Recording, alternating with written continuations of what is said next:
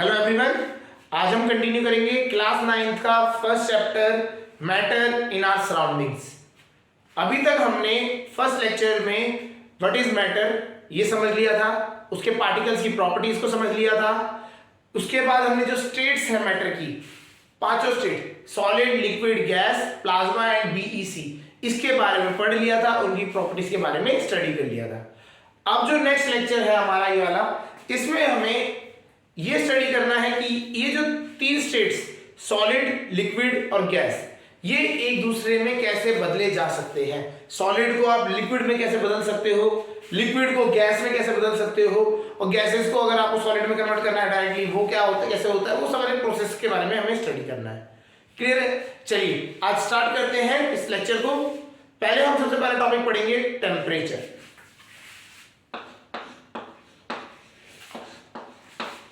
हम पहले एक टॉपिक पढ़ते हैं टेम्परेचर, आएंगे स्टेट्स के बारे में भी, लेकिन उससे पहले हम थोड़ा सा टेम्परेचर के बारे में समझते हैं। What is temperature? क्वेश्चन आता है what is temperature. Maximum students को क्या होता है, टेम्परेचर सुना तो है, हिंदी में अगर बताने के लिए बोलेंगे तो तापमान, बॉडी का टेम्परेचर हो गया। तो टेम्परेचर का आपको वो है वर्डिंग समझ आती है, सुना हुआ है वर्ड, इसका ये क्या होता है, ये अगर लिखने के लिए आ जाए तो प्रॉब्लम होती है। तो इसको समझते हैं क्या होता है टेम्परेचर।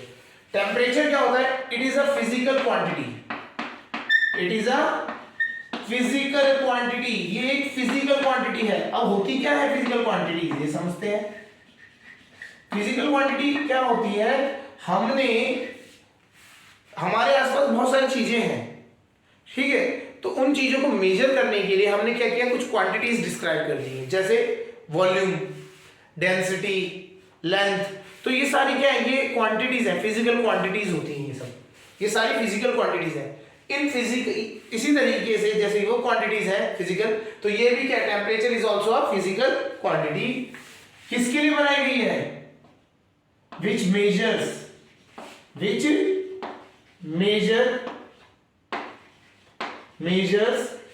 क्या मेजर करता है? द डिग्री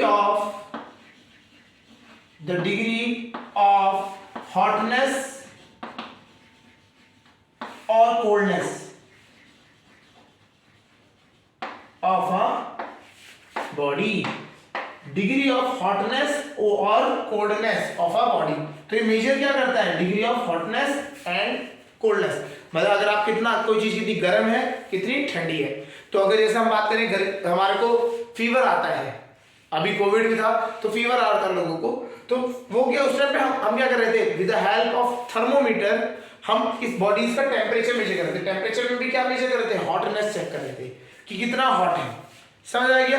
तो हम उस टाइम पे ये डिग्रीज चेक करते हैं, किसकी, हॉटनेस की कंपैरिजन में बात करें कि कितना हॉट है कोई चीज, कितना कोल्ड है किसी कंपैरिजन में। क्लियर हो रहा है? तो यहाँ पे टेम्परेचर की टर्मिनोलॉजी समझ आई होगी आपको कि it is the physical quantity that is used to measure the degree of hotness और कोल्डनेस ऑफ अ बॉडी। समझ आ गया? अच्छा, डिवाइस कौन सी यूज होती है? अगर हम बात करें device used to measure temperature, तो device used to measure temperature, temperature को मेजर करने के लिए इज, अगर हम बात करें इज, बहुत सुना है, इज थर्मोमीटर। क्या है? थर्मोमीटर।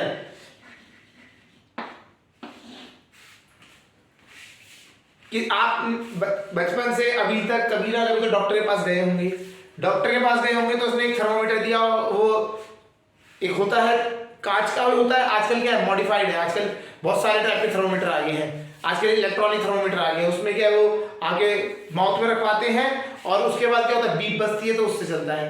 पहले कांच के थर्मोमीटर आते थे जिसमें मरकरी राइज होता था, और आजकल तो एक वो लेजर वाला है, इंफ्रारेड, जो उसमें चलता है, आपके हेड के पास क्या करेंगे, फोकस करेंगे, वहां से आपका टेम्परेचर निकाल लेंगे। ठीक है, तो ये सारे क्या है, डिफरेंट टाइप्स ऑफ थर्मोमीटर है, लेकिन टेम्परेचर मेजर करने के लिए जो डिवाइस यूज होता क्या है, थर्मोमीटर है। समझ आ गया? Device use is thermometer. Thermometer के टाइप्स बहुत सारे हो सकते हैं। क्लियर है? तो यहां तक ये समझ आ गया होगा, thermometer is a physical quantity, hotness और कोल्डनेस मेजर करने के लिए होती है। किससे मेजर किया जाता है टेम्परेचर? थर्मोमीटर से। ठीक है, टेम्परेचर आपको समझ आ गया। अब आता है नेक्स्ट, इसकी यूनिट क्या होती है। अगर हम बात करें SI unit of temperature, SI unit की बात कर रहे हैं, जो इंटरनेशनल स्टैंडर्ड है वो है केल्विन। क्या है? केल्विन। वो है केल्विन, के से रिप्रेजेंट किया जाता है।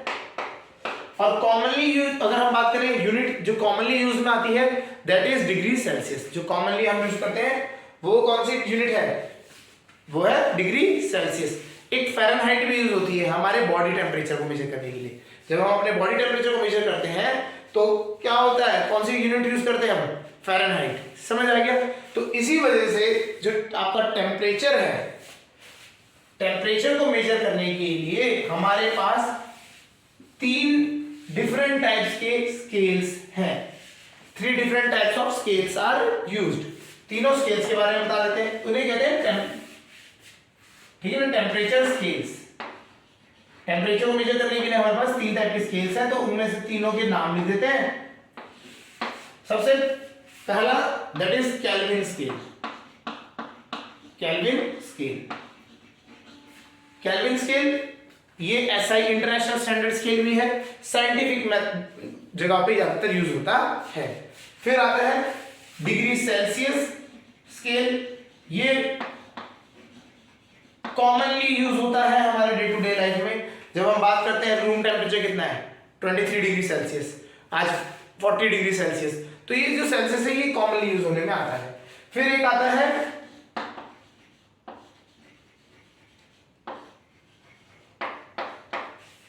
फ़ारेनहाइट। तो नेक्स्ट लास्ट जो होता है वो है फ़ारेनहाइट स्केल। ठीक है, तो ये आपके तीनों स्केल होते हैं। फ़ारेनहाइट जनरली हमारे बॉडी टेम्परेचर को मेजर करने के लिए यूज होता है। ठीक है जी। अब कंसेप्ट आता है, ये तीनों अगर एक दूसरे से क्या कोई रिलेशन रखते हैं? यस, रखते हैं। इन्हें अब हम वो समझेंगे कि एक स्केल को दूसरे स्केल में किस तरीके से कन्वर्ट किया जा सकता है। ठीक है जी, चलिए समझते हैं। तो ये 3 स्केल है हमारे टेम्परेचर स्केल्स, जिन्हें हम कहते हैं, one is kelvin scale, degree Celsius scale, Fahrenheit scale. ठीक है, चलिए अब आते हैं हमारा केल्विन को। अगर हमें बात करें केल्विन के, डिग्री सेल्सियस को हमने सी लिख दिया, डिग्री सेल्सियस, फ़ारेनहाइट को एफ। अगर हमें केल्विन को डिग्री सेल्सियस में कन्वर्ट करना है, इन दोनों में अगर हम बात करें तो हम जनरली एक फॉर्मूला यूज करते हैं, डिग्री सेल्सियस, जो डिग्री सेल्सियस में जो भी टेम्परेचर है इज इक्वल टू केल्विन में जो आपको टेम्परेचर दिया जाएगा, केल्विन में जो टेम्परेचर दिया जाएगा उसमें से माइनस कर देंगे 273.16 होता है, लेकिन हम 273 की ही बात करते हैं। ठीक है, पॉइंट में जाने की जरूरत नहीं है, इतना आपको ये आइडिया होना चाहिए कि डिग्री सेल्सियस में अगर आपको कोई कन्वर्ट करना है केल्विन से, तो आपको क्या करना है, केल्विन वाले में माइनस कर देंगे 273। इसी फॉर्मूले को अगर चेंज करना चाहते हैं तो 273 इधर ले आते हैं, केल्विन क्या हो जाएगा, केल्विन में अगर आपको कन्वर्ट करना है और दिया हो आपको डिग्री सेल्सियस में, तो आपको क्या करना पड़ेगा, उसमें 273 ऐड कर देना पड़ेगा। 273 ऐड करते ही डिग्री सेल्सियस स्केल में 273 आप ऐड करेंगे तो क्या बन जाएगा, केल्विन बन जाएगा। तो यहां समझ आ रहा होगा केल्विन को डिग्री सेल्सियस में किस तरीके से कन्वर्ट किया जाता है। क्लियर? एग्जांपल से समझते हैं। आपको 100 डिग्री से पहले अगर हम बात करते हैं, केल्विन दिया है, डिग्री सेल्सियस में कन्वर्ट करना है, आपको बोला गया है एक टेम्परेचर है, उसका एक बॉडी है, उसका टेम्परेचर दे रखा है आपको 290 केल्विन, तो इसको डिग्री सेल्सियस में कन्वर्ट करो, तो डिग्री केल्विन में दे रखा है तो माइनस 273 करेंगे तो क्या बन जाएगा, डिग्री सेल्सियस में आ जाएगा। माइनस करेंगे तो आया 17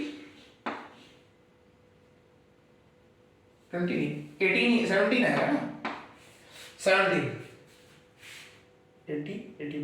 ठीक है, 17 डिग्री सेल्सियस।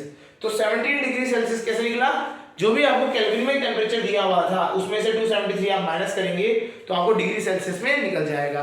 क्लियर है? इसी तरीके से क्वेश्चन दे देते हैं जिसमें डिग्री सेल्सियस दिया है। सपोज करिए वो बोलता है आपको 100 डिग्री सेल्सियस है, इसको केल्विन में कन्वर्ट करें। 100 डिग्री सेल्सियस को किस में कन्वर्ट करना है? केल्विन में। डिग्री सेल्सियस को केल्विन में कन्वर्ट करना है, तो आप क्या करोगे? 273 ऐड कर दोगे। 273 ऐड करते ही कितना बन गया? 373 केल्विन। तो इस तरीके से आप क्या कर सकते हैं, किसी को भी मतलब केल्विन को सेल्सियस में कन्वर्ट करना है, सेल्सियस को केल्विन में कन्वर्ट करना है, तो ये दोनों आपका इंटरचेंजेबल होते हैं। समझ आ गया होगा? सिंपल मैथ्स है। और आपको एक अगर थोड़ा सा कंफ्यूजन का भी रहेगा तो याद रखना, वैल्यू वाइज हमेशा केल्विन ज्यादा होता है, वैल्यू वाइज केल्विन बड़ा होगा। देखो केल्विन आपको यहाँ 290 लिखा हुआ है, डिग्री सेल्सियस कितना है? 17 है। डिग्री सेल्सियस 100 लिखा हुआ है, केल्विन कितना है? 373। तो केल्विन वाला जो फैक्टर है वो हमेशा ज्यादा बड़ा होगा, डिग्री सेल्सियस वाला छोटा होगा।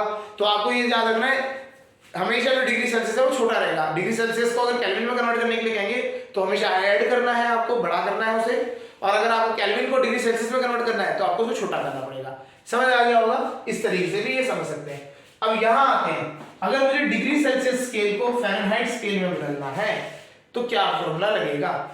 इसका फॉर्मूला थोड़ा सा कॉम्प्लिकेटेड सा कह लेते हैं, या सिंपल ही ज्यादा सा कॉम्प्लिकेटेड भी नहीं है।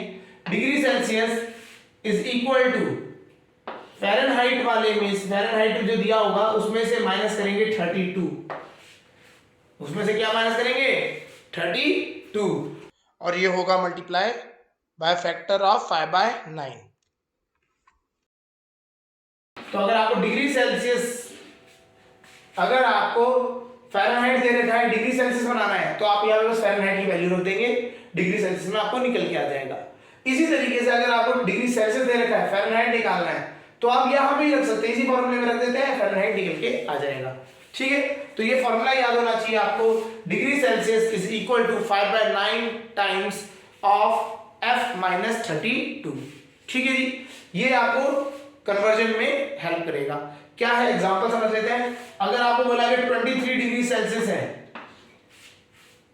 23 डिग्री सेल्सियस है, उसे फ़ारेनहाइट में कन्वर्ट करो, तो आप क्या करेंगे? डिग्री सेल्सियस है तो डिग्री सेल्सियस वाली जगह पर रख देंगे, 23 is equal to 5/9 Fahrenheit minus 32। ठीक है? सॉल्व करेंगे इधर, 7 2 207/5 is equal to Fahrenheit minus 32. 5 4 20, 5 5। तो इतना हो गया। तो आप यहां से फ़ारेनहाइट की वैल्यू अगर आप निकालेंगे, 32 इधर से माइनस से इधर प्लस हो जाएगा, ऐड होते ही कितना हो जाएगा? 73.2 फ़ारेनहाइट। फ़ारेनहाइट कितना आ गया? 73.2 फ़ारेनहाइट आ गया, अगर आप इस तरीके से सॉल्व करेंगे। क्लियर है? तो आपको टेम्परेचर स्केल समझ आ गए होंगे। 3 टेम्परेचर स्केल है आपके, kelvin scale, degree Celsius scale and Fahrenheit scale. ये तीनों एक दूसरे में कन्वर्ट करे जा सकते हैं, आपको एक दूसरे में ट्रांसफर करना हो तो इस तरीके से आप यूज कर सकते हैं। क्लियर है? चलिए अब आगे बढ़ते हैं।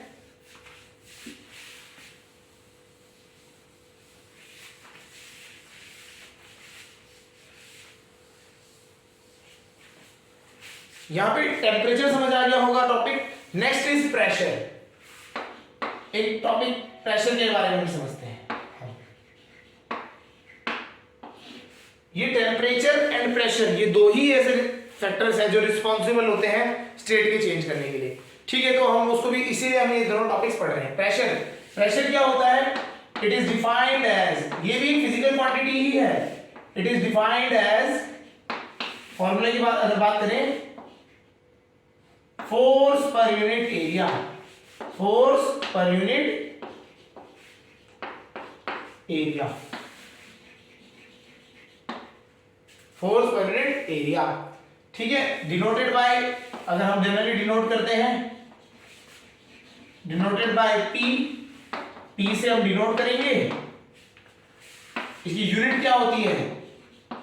यूनिट की अगर हम बात करें तो यूनिट क्या हो गया? फोर्स, फोर्स का फोर्स यूनिट होती है न्यूटन पर एरिया, एरिया की यूनिट होती है न्यूटन के बाद नीचे क्या जाएगा? Metre square, divided by force per unit area. तो फॉर्मूला क्या है प्रेशर का? सिंपल, अगर यहां लिख दें अलग से, pressure is equal to force upon area, ये तो है। फॉर्मूला, तो इसकी ऐसा यूनिट क्या हो जाएगी, newton per metre square, force unit newton per metre square. ऐसा यूनिट इसको एक और नाम से जाना जाता है न्यूटन पर मीटर स्क्वायर को, that is commonly known as pascal. इसको हम क्या कहा जाएगा, पास्कल कहा जाएगा। तो हम पास्कल ज्यादातर यूज किया जाएगा, इस चैप्टर में ज्यादा यूज नहीं करना, लेकिन हमें बस पता होना चाहिए पास्कल भी एक यूनिट होती है। क्लियर? तो pressure is defined as force per unit area. तो यहाँ पे आपको ये सारी चीजें समझ आ रही होंगी, ठीक है। चलिए अब आते हैं इसके बाद नेक्स्ट टॉपिक पे।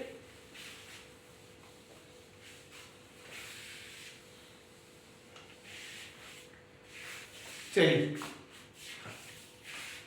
नेक्स्ट टॉपिक जो है हमारा, इसमें हम बात करते हैं conversion of one state to another. एक स्टेट दूसरे में कन्वर्ट होती है, इसके बारे में हम स्टडी करेंगे। चलिए तो सबसे पहले स्टेट्स के बारे में लिख लेते हैं। स्टेट्स कौन सी है हमारे पास, सॉलिड, लिक्विड एंड गैस। तो 3 स्टेट्स है, हमने तीनों स्टेट्स के बारे में हम लिख लिया है, ठीक है। अब हम इनके प्रोसेसेस को समझेंगे कि what are the various processes जब हम जो इन्वॉल्व होते हैं इस कन्वर्जन में, ठीक है। सॉलिड, लिक्विड, अगर हम दोनों के बारे में स्टडी करते हैं, सॉलिड को किस में कन्वर्ट करना है, लिक्विड में। देखो सॉलिड को कन्वर्ट करना है लिक्विड में, जैसे आइस है, आइस को किस में कन्वर्ट करना है, वाटर में। तो हम उसके लिए बात करते हैं कैसी चीज होती है, ठीक है। तो सॉलिड को लिक्विड में कन्वर्ट करने की प्रोसेस को एक जनरली हम जो डे टू डे लाइफ में हम सुनते हैं, दैट इज मेल्टिंग। क्या यूज करते हैं हम, मेल्टिंग, पिघला देना। आपने आइस को क्या कर दिया, मेल्ट कर दिया। सॉफ्ट जो आप वो आइसक्रीम खाते हैं, ठीक है ना, वो मेल्ट हो गई। तो सॉलिड थी, सॉलिडिफाई हो गई थी, और उसके बाद क्या हो गई, मेल्ट हो गई, ठीक है। इसी तरीके से आयरन मेल्ट हो गया, आपने क्या किया, उसको बहुत हाई टेम्परेचर में गर्म किया, वो पिघल गया, मेल्ट हो गया। सॉलिड था, लिक्विड में कन्वर्ट हो गया। तो ये सारे प्रोसेस उसको क्या कहा जाता है, मेल्टिंग। एक और नाम से इस प्रोसेस को जाना जाता है, दैट इज फ्यूजन। मेल्टिंग को एक और नाम से जाना जाता है फ्यूजन। क्लियर है? चलिए अब हम नेक्स्ट पे आते हैं, लिक्विड को सॉलिड में कन्वर्ट करना है। अब हमारे पास लिक्विड है, उसको सॉलिड में कन्वर्ट करना है। हम अगर घर में, अगर आप गर्मियों के सीजन में अगर हम बात करें, तो फ्रिज में हम क्या करते हैं, पानी रखते हैं और वो क्या हो जाता है, आइस बन जाता है। इसको हम क्या कहते हैं कि हमने क्या किया, वाटर को फ्रीज कर दिया। हमने क्या कर दिया, फ्रीज कर दिया। तो हम इस प्रोसेस को नाम क्या देंगे, फ्रीजिंग। इसका नाम क्या है, फ्रीजिंग प्रोसेस होता है। लिक्विड किस में कन्वर्ट हो गया, आइस में, या सॉलिड किस में, सॉलिड में कन्वर्ट हो गया ना, तो ये क्या हुआ, फ्रीजिंग। फ्रीजिंग कह देते हैं, या फिर इसको एक और नाम जानते हैं, सॉलिडिफिकेशन। सॉलिडिफिकेशन। तो ये दोनों नेम्स इसलिए हैं, ये बुक्स में अलग अलग नाम से प्रोसेस के लिखे गए हैं, तो उसको हम समझ लेते हैं, इसलिए हम लिखवा रहे हैं लिक्विड टू सॉलिड, उसे हम एक और नाम से जानते हैं, फ्रीजिंग या फिर सॉलिडिफिकेशन। क्लियर है? अब आते हैं लिक्विड और गैस के लिए आ जाते हैं। तो प्रोसेस के नाम समझ आ गए होंगे आपको। मेल्टिंग क्या होता है ये समझ आ गया होगा, सॉलिड किस में कन्वर्ट हो गया, लिक्विड में। फ्रीजिंग क्या होता है, लिक्विड किस में कन्वर्ट हो गया, सॉलिड में, ठीक है। अब आता है लिक्विड टू गैस। लिक्विड को किस में कन्वर्ट कर दिया, गैस में। लिक्विड था उसको गैस में कन्वर्ट कर दिया। ये हम करते हैं डे टू डे लाइफ में। हाँ, मैगी बनाने के लिए पानी उबालते हैं, जब उबालते हैं तो क्या होता है, उसमें से भाप निकलती है ऊपर से, वो क्या हो रहा है, लिक्विड था वो किस में कन्वर्ट हो गया, गैस में कन्वर्ट हो गया। वो ऊपर एस्केप कर रहा है, बाहर निकल रहा है। इसे क्या कहते हैं, वेपराइजेशन। क्या कहते हैं, वेपराइजेशन। और एक और नाम से जानते हैं, बॉइलिंग। तो इसके भी कितने नाम है, 2 नाम है। वन इज वेपराइजेशन और बॉइलिंग। पानी को उबाल देना, बॉइल कर देना, बॉइलिंग। लिक्विड को गैस में कन्वर्ट करना है, ठीक है, उबालना। वेपराइजेशन मतलब वेपर बना के उड़ा देना। ये भी दोनों क्या है, एक ही चीज है, ठीक है। चलिए अगला आता है, गैस को लिक्विड में कन्वर्ट करना है। अब हमें क्या करना है, गैस को लिक्विड में कन्वर्ट करना है। तो हम इस प्रोसेस को क्या कहते हैं, condensation. Condensation, condensation means condense कर देना। किसी जो गैसेस में वाटर मॉलिक्यूल, जो लिक्विड के मॉलिक्यूल्स होते थे, उसको ठंडा कर दिया, वो क्या हो गया, अब लिक्विड में कन्वर्ट होकर नीचे गिर रहे हैं। जैसे कि कंडेंसेशन प्रोसेस क्या होता है, जब हम पढ़ा है हमने क्लाउड की फॉर्मेशन। जब बादल बनते हैं तो हमने नीचे से पानी इवेपोरेट होकर ऊपर जाता है, और जाने के बाद क्या होता है, बादल जब एक लेयर पे पहुंचता है तो वहां पे क्या हो जाता है, कंडेंस हो जाता है। क्या आता है, कंडेंसेशन हो जाता है, ठंडा हो जाता है, तो इकट्ठा वाटर ड्रॉपलेट की फॉर्म में क्लाउड्स बना देता है। ठीक है, तो ये कंडेंसेशन प्रोसेस हो गया। ठीक, अब आती है बात सॉलिड से गैस में। ये हो सकता है क्या, कोई सॉलिड डायरेक्टली गैस में कन्वर्ट हो सकता है? हाँ, होता है। There are solids that converts directly from solid state to liquid gases state. Solid से सीधा गैसेस में कन्वर्ट हो जाते हैं। इनको कहा जाता है सबलाइम सब्सटेंस। अभी हम इसको समझेंगे, लेकिन ये समझते हैं प्रोसेस के बारे में बात करें तो जो ऊपर आप ये करते हो, सॉलिड को गैस में कन्वर्ट करते हो, उसे कहते हैं सब्लिमेशन। क्या होता है, सब्लिमेशन कहा जाता है। आपने सॉलिड को किस में कन्वर्ट कर दिया, गैस में कन्वर्ट कर दिया, तो इसे एक नाम से जाना जाता है, दैट इज सब्लिमेशन। क्लियर है? अब गैसेस को कन्वर्ट कर दिया सॉलिड में, गैस को डायरेक्टली कन्वर्ट कर दिया सॉलिड में, इसको किसी किसी बुक में सब्लिमेशन ही लिखा हुआ है, ठीक है, बट इसको एक और नाम से जाना जाता है, that is solid deposition. Solid deposition, sublimation भी कहा जाता है इस प्रोसेस को, कि ये solid to gas, gas to solid sublimation. ठीक है, तो हमारे को यहाँ पे प्रोसेसेस के नाम समझ आए। सॉलिड से जब हम किस में कन्वर्ट करते हैं, लिक्विड में, तो वो आपका प्रोसेस होता है फ्यूजन या फिर मेल्टिंग। ठीक है, फिर उसके बाद आता है फ्रीजिंग, और अगर सॉलिडिफिकेशन की बात करें, the process of conversion of liquid into solid. चलिए, तो हम ना एक डेफिनेशंस लिख लेते हैं, यहीं पे साथ साथ लिखते हैं, हो जाएगा यहाँ पे। मेल्टिंग स्लैश फ्यूजन, बहुत इजी है, डेफिनेशन बनाने की ज्यादा जरूरत नहीं है, एक जनरल फॉर्मूला लिख लेते हैं। द प्रोसेस ऑफ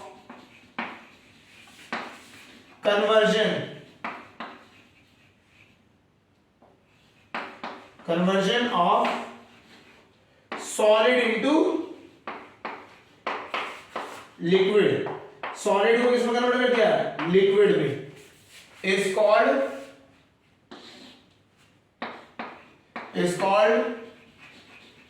मेल्टिंग और फ्यूजन। मेल्टिंग कह लेते हैं या फिर फ्यूजन। तो सॉलिड को किसमें, सॉलिड था लिक्विड में कन्वर्ट हो गया, तो इसे क्या कहा जाएगा, मेल्टिंग या फिर फ्यूजन कहा जाएगा। क्लियर है? अब इसी में क्या है, चेंजेस करते हैं यहीं पे। अगर आपसे डेफिनेशन पूछी, ये लिखते रहिए साथ साथ, ठीक है। नेक्स्ट फ्रीजिंग, फ्रीजिंग या फिर सॉलिडिफिकेशन, सॉलिडिफिकेशन। तो ये इसकी डेफिनेशन अगर हम बात करें तो ये भी सेम ही है, the process of conversion of, but यहां सॉलिड की जगह क्या हो जाएगा, लिक्विड और सॉलिड इंटरचेंज रहेंगे, liquid into solid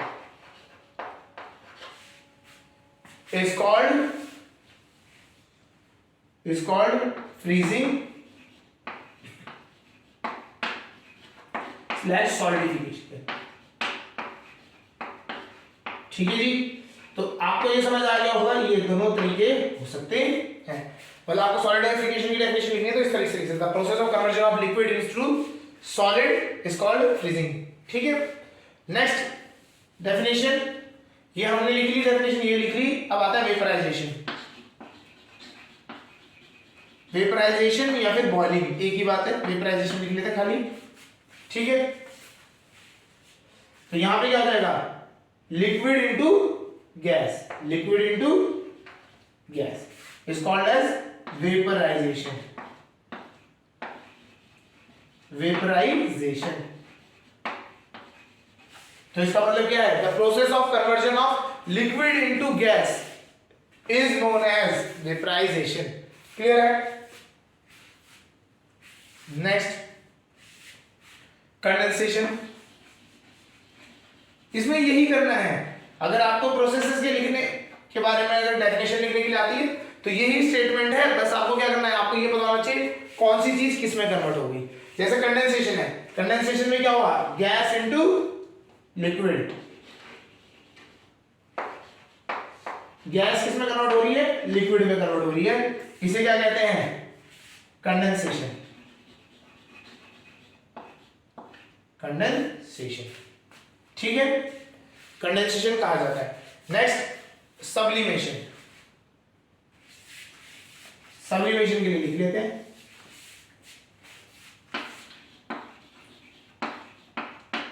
sublimation.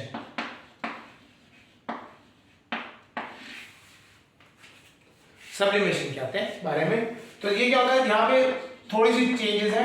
The process of conversion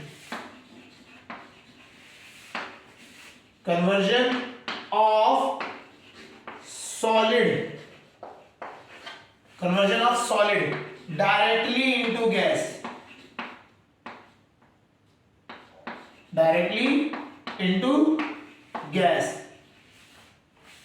is called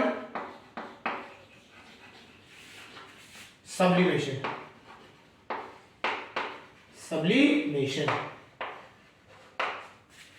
conversion of solid directly into gas, solid directly convert हो जाता है गैस में, उसे क्या कहा जाता है, sublimation.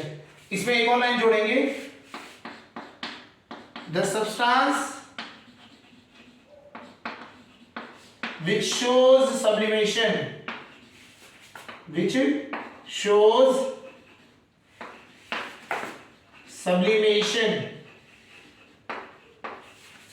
are called sublime, SUBLIME, sublime कहा जाता है इन्हें, उन्हें क्या कहा जाता है, sublime कहा जाता है। तो वो सब्सटेंस जो सब्लिमेशन शो करते हैं उन्हें क्या कहा जाता है, सब्लाइम कहा जाता है। अच्छा, कुछ एग्जांपल भी लिख लेते हैं, अगर आप एग्जांपल की बात करें तो एग्जांपल्स भी बात कर लेते हैं, कुछ ऐसे सब्सटेंस जो सब्लिमेशन करते हैं।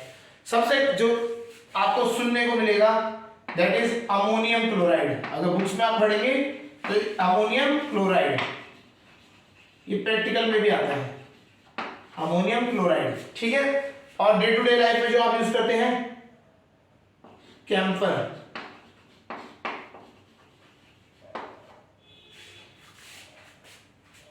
नैप्थलीन वॉल्स, एंथ्रासीन,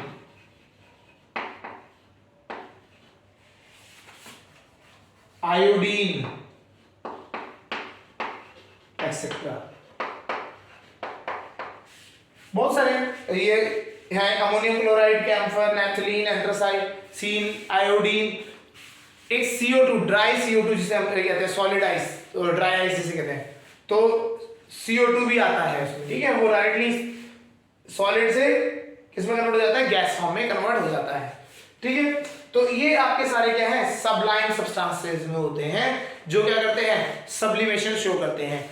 या आपने अगर डे टू डे लाइफ में बात करें, नैप्थलीन वॉल्स, आप क्या करते हो, जब गर्मियां खत्म होती है, सर्दियां खत्म होती हैं, गर्मियां आती हैं, तब आप जो वुलन क्लोथ्स हैं उनके बीच में नैप्थलीन बॉल्स डाल दे के रखते हो, ठीक है। ऐसे ही आपने वॉशरूम्स में देखा होगा, वो आजकल एक वो आता है आपके रूम फ्रेशनर्स, उनमें क्या होता है, उसमें भी सब्लाइम सब्सटेंस रखा होता है, आप रख देते हो, वो क्या होता है, वो सीधा का सीधा किसमें गैस बन के उड़ जाता है, क्लियर है। तो ये सारे क्या है, सब्लिमेशन वाले सब्सटेंस है, ठीक है। सॉलिड डिपोजिशन क्या हो जाएगा, सॉलिड डिपोजिशन की अगर डेफिनेशन की बात करें तो उसकी डेफिनेशन भी लिख लेते हैं, लास्ट डेफिनेशन है वो भी लिख लेते हैं। सॉलिड डिपोजिशन,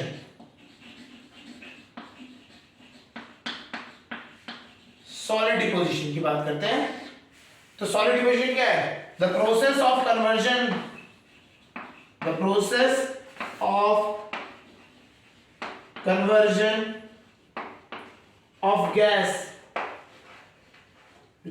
का directly into solid, is known as solid deposition. Solid deposition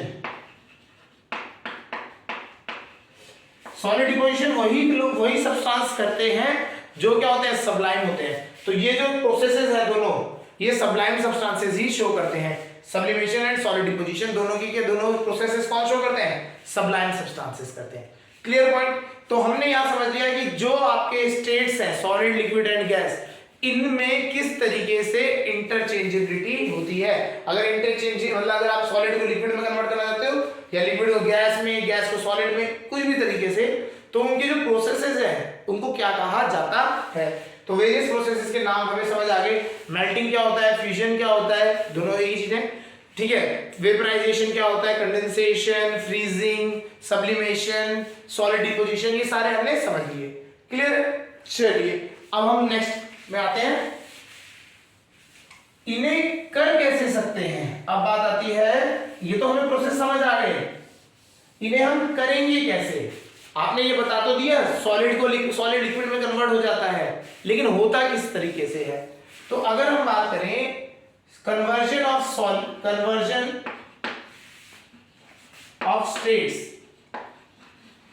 states को कन्वर्ट करने के लिए दो मेथड यूज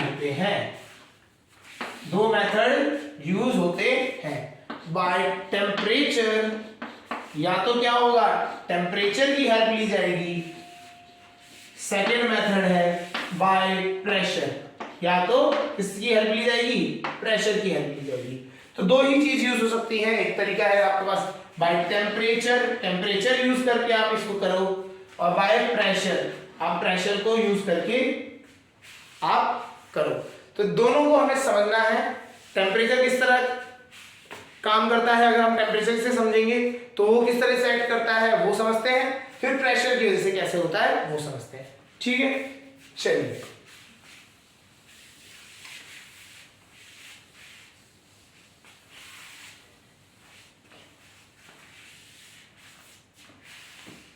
अब आता है फॉर टेम्परेचर, है ना। टेम्परेचर को समझने से पहले अगर हम जनरल अपने प्रैक्टिकल लाइफ में आप देखेंगे तो आइस लेते हैं, अगर हम बर्फ ले ली, बर्फ को गर्म टेम्परेचर में रख दिया, ठीक है, तो क्या होगा, वो टेम्परेचर क्या होगा, वो जब हमने टेम्परेचर में आइस को रखते हैं, हॉट टेम्परेचर में रख दिया, तो आइस क्या होगी, हल्की हल्की क्या होगी, मेल्ट हो जाएगी। मेल्ट होके किस में कन्वर्ट हो जाएगी, लिक्विड में। इसका मतलब क्या हो रहा है, ice is a solid, melt होके किसमें बन गई, लिक्विड। तो जब हम टेम्परेचर राइज करते हैं, टेम्परेचर राइज, यहां पे हम पढ़ रहे हैं बाय टेम्परेचर। अगर हम बात करें, ये क्या पढ़ रहे हैं हम, बाय टेम्परेचर के लिए। अभी हम बाद में बाय प्रेशर भी पढ़ेंगे, टेम्परेचर के लिए समझते हैं बाय टेम्परेचर। तो अगर जैसे जैसे हम क्या करते हैं, सॉलिड को हाई टेम्परेचर पर रखते जाते हैं, तो वो किसमें कन्वर्ट हो जाएगा, लिक्विड में। और इसी लिक्विड को हाई टेम्परेचर पे रख दिया, हायर टेम्परेचर पे, तो टेम्परेचर राइज के साथ क्या होता है, ये गैस में कन्वर्ट हो जाएगा। टेम्परेचर राइज के साथ ये किसमें कन्वर्ट हो जाएगा, गैस में। क्लियर है। पानी आपने क्या किया, आइस ली, आइस को गर्म रख दिया आपने एक सरफेस पे, ठीक है, वो पिघल के लिक्विड बन गया। और अगर वो सरफेस ज्यादा गर्म होगा और ज्यादा गर्मी हीट देगा, उसे टेम्परेचर और बढ़ाएगा उस चीज का, लिक्विड का, तो थोड़े टाइम बाद वो किसमें कन्वर्ट हो जाएगा, गैस में कन्वर्ट हो जाएगा, नहीं हो जाएगा। ठीक है। अगर हम उल्टा आए, बैक साइड आ जाए, वापस आए, तो बैक साइड आना पॉसिबल है, हाँ पॉसिबल है। गैस में अगर कोई गैस है उसको हम क्या कर दें, कूल कर दें। गैस को क्या करें, कूल कर दें, मतलब टेम्परेचर डिग्रा दें। कूलिंग मतलब टेम्परेचर डिक्रीज करना। तो क्या होगा, गैस किसमें कन्वर्ट हो जाएगी, लिक्विड में। और ऐसे ही लिक्विड को अगर हम कूल करेंगे, लिक्विड को क्या करेंगे, लिक्विड की कूलिंग करेंगे, तो it will be converted into directly into solid. समझ आ गया। तो आप किसी लिक्विड को ठंडा करते चले जाएंगे तो वो किसमें कन्वर्ट हो जाएगा, सॉलिड में। जैसे हम पानी को ठंडा करते चले जाते हैं तो क्या होता है, वो बर्फ में कन्वर्ट हो जाता है। समझ आ गया।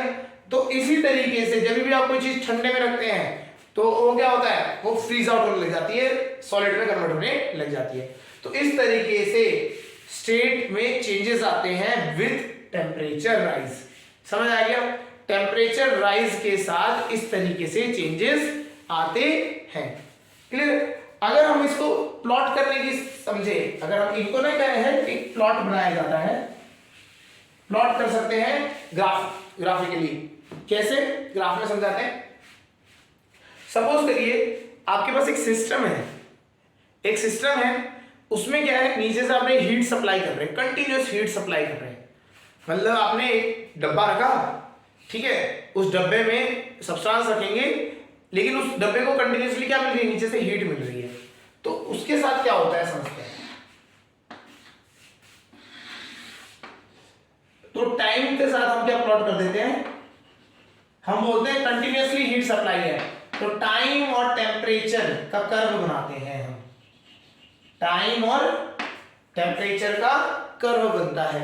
क्या होता है, सपोज करिए वो सॉलिड है अभी, तो सॉलिड में क्या होगा, उसका टेम्परेचर बढ़ता चले जाएगा। अगर आप समय टाइम के साथ देखेंगे तो उसका टेम्परेचर क्या होता रहेगा, बढ़ता चला जाएगा। एक टेम्परेचर एक लेवल पे जाने के बाद उसका टाइम के साथ क्या होता है, टेम्परेचर क्या रहता है, कांस्टेंट रहता है। फिर आफ्टर सम टाइम, अगर चाहिए समझते हैं, इससे नीचे नीचे पहले यहां पे ये किस स्टेट में होता है, सॉलिड स्टेट में होता है। ये क्या होता है, सॉलिड स्टेट में।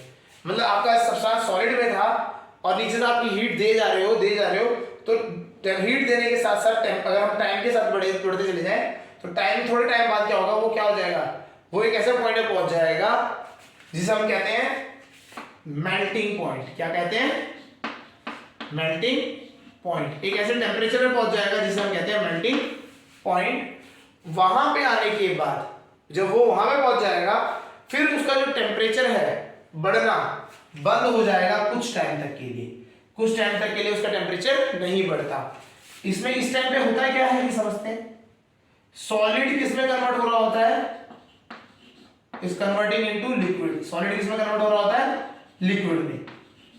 तो यहां समझने की बात है, मेल्टिंग पॉइंट एक ऐसा एक टेम्परेचर है जहां पे आपको दोनों चीजें मिल सकती हैं, सॉलिड भी मिलेगी और लिक्विड भी मिलेगा। क्लियर है। अब फिर क्या होता है, जब यहां पे क्या मिला, इस जगह पे था सॉलिड, इस जगह पे सॉलिड था, ठीक है। अब इस वॉल के बाद क्या होता है, इस यहां पे आ जाता है आपका सारा लिक्विड, यहां पे क्या हो जाता है, लिक्विड आ जाता है आपका।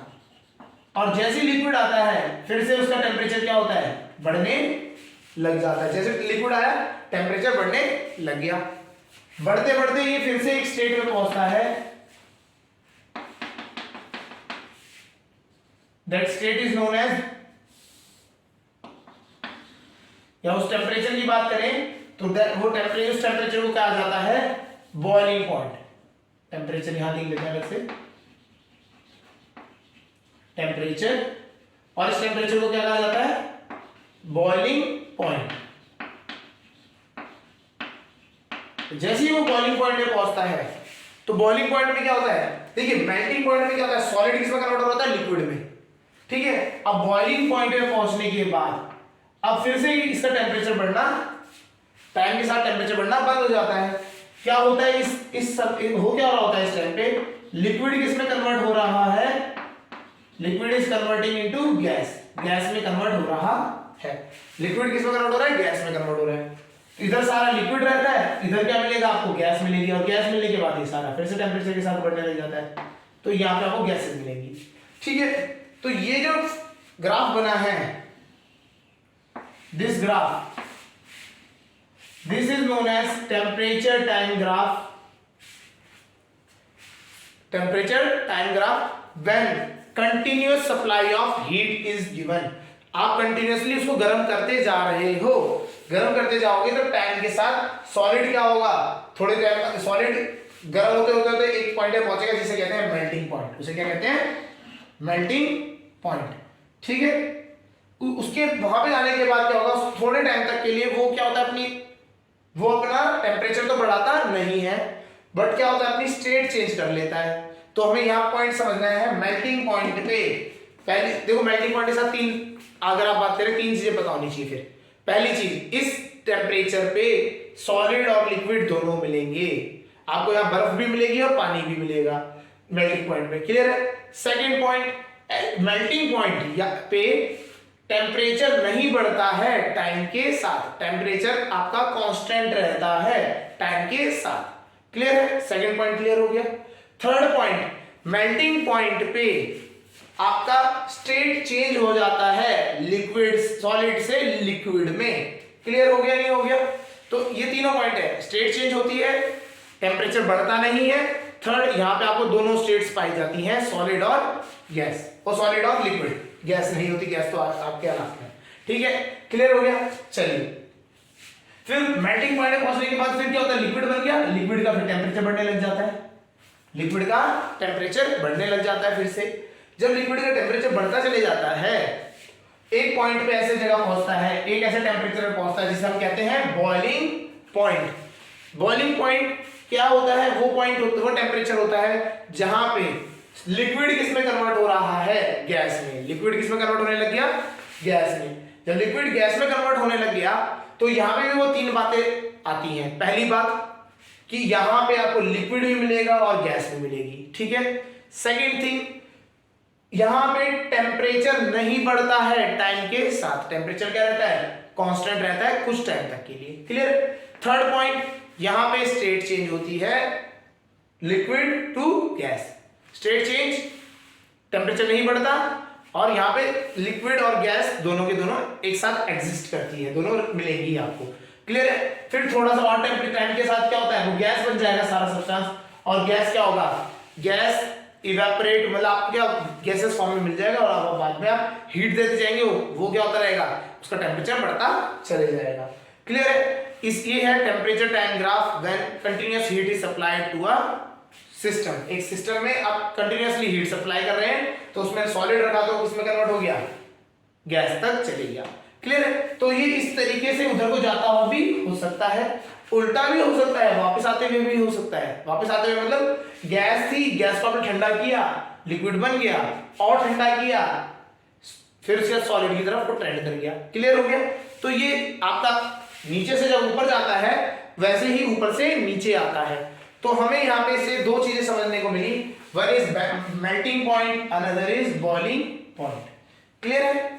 इनकी डेफिनेशन सभी लिखवाते हैं, लेकिन इससे पहले थोड़ी सी चीजें समझते हैं। हमने बोला कि कंटिन्यूअसली क्या सप्लाई कर रहे थे, हम हीट सप्लाई कर रहे थे, कंटिन्यूअसली हम उसको एनर्जी दे रहे थे, हीट दे रहे थे। तो हीट जो है यहां पे दो तरीके की हीट हो गई, एक हीट हुई जिसकी वजह से टेम्परेचर बढ़ रहा है, जिसकी वजह से टेम्परेचर क्या हो रहा है, आपका बढ़ रहा है कंटिन्यूअसली, मतलब यहां से आपकी बॉडी टेम्परेचर बढ़ रहा है, इसमें भी टेम्परेचर बढ़ रहा है, और वहां पे भी टेम्परेचर बढ़ रहा है। तो वो टेम्परेचर जब, मतलब वो हीट जब हम हीट दे रहे हैं, तो वो हीट जो कि किसी भी बॉडी का टेम्परेचर बढ़ाने के लिए यूज होती है, उसे क्या कहा जाता है, स्पेसिफिक हीट। क्या कहा जाता है, स्पेसिफिक हीट। तो हम बोलते हैं कि जो यहां से हीट दी गई थी इस समय पे, तो इसको क्या कहा गया था, वो क्या होगा, वो है specific heat, specific heat, clear है। सिमिलरली यहां पे भी टेम्परेचर राइज कर रहा है, तो यहां पे भी जो हीट दी गई थी वो कौन सी थी, स्पेसिफिक हीट, ठीक है। और यहां पे भी जो हीट दी गई थी वो कौन सी हीट है, स्पेसिफिक हीट, क्लियर। तो ये तीनों की तीनों जो हीटें हैं ये स्पेसिफिक हीट है, क्योंकि ये टेम्परेचर राइज कर रही हैं, ठीक है। अब बात आती है यहां पे क्या हुआ, यहां पे जब आप हीट दे रहे थे तो वो जो हीट थी वो टेम्परेचर बढ़ाने में यूज नहीं हुई, वो क्या हुआ, स्टेट चेंज करने के लिए यूज हो गई। मतलब वो क्या कर रही है, जो पार्टिकल्स जो चिपके चिपके एक साथ टाइटली पैक थे उन्हें तोड़ रही है, सॉलिड में पार्टिकल्स टाइटली पैक थे, फिर इनको अलग अलग कर रही है, लिक्विड बना रही है। यहां पे लिक्विड में क्लोजली पैक थे, लेकिन उसको और दूर करके गैस में कन्वर्ट कर रही है। तो जो ऐसी हीट होती है जो स्टेट चेंज करती है, उस हीट को कहते हैं लेटेंट हीट। उसे क्या कहा जाता है, लेटेंट हीट, ठीक है जी। तो दो जगह पे आपको कौन सी हीट मिली, लेटेंट हीट। यहां पे आपने हीट दी, कौन सी थी, लेटेंट हीट। तो यहां समझ आ गया होगा। तो हमारे पास दो टाइप की हीट्स होती हैं, one is latent heat, another is specific heat, clear है। तो अब हम डेफिनेशंस लिखते हैं, किसकी लिखेंगे, मेल्टिंग पॉइंट के बारे में पढ़ेंगे, बॉइलिंग पॉइंट के बारे में पढ़ेंगे, स्पेसिफिक हीट और लेटेंट हीट के बारे में समझेंगे, ठीक है। चलिए समझ आया होगा ये टॉपिक। चलिए अब हम करते हैं मेल्टिंग पॉइंट से स्टार्ट। डेफिनेशंस है, अंडरस्टैंडिंग ज्यादा होनी चाहिए, कंसेप्ट क्लियर हो जाए वो अच्छा है। डेफिनेशंस तो आप क्या बना सकते हो, ठीक है, वो बुक्स टू बुक्स वैरी करती है, आपको कंसेप्ट समझ आना चाहिए बस। कंसेप्ट क्लियर तो कहीं पे भी कुछ भी बता देंगे, प्रॉपर तरीके से समझा सकते हो आप। मेल्टिंग पॉइंट, मेल्टिंग पॉइंट, ठीक है। चलिए मेल्टिंग पॉइंट में अगर हम आते हैं तो मेल्टिंग पॉइंट क्या है, एक टेम्परेचर है। अगर हम बात करें तो यहाँ पे टेम्परेचर में तो था, तो टेम्परेचर है, तो देखो it is the temperature, it is the temperature at which, it is the temperature at which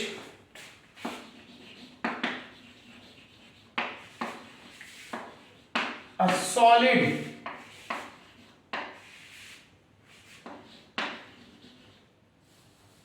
converts into